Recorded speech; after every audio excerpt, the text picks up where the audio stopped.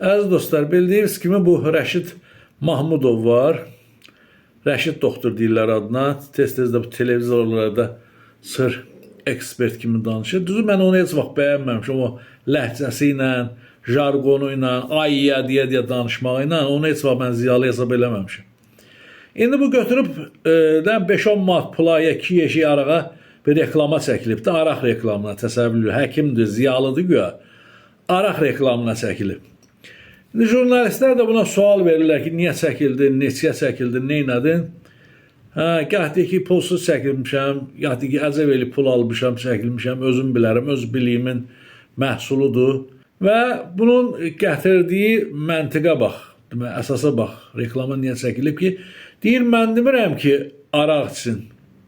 Mən deyirəm ki, əgər içirsinizsə, yaxşı araq için. Bunun dediyi sözə bax.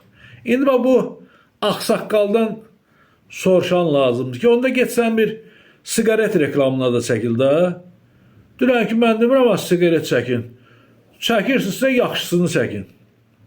Ay xalqım, ay millət, ay tamaşaçılar, bu cür üzlənirək ağsaqqallara, həkimlərə sözünüz nədir? Xahiş edirəm bu barədə öz fikirlərinizi bildirəsiniz.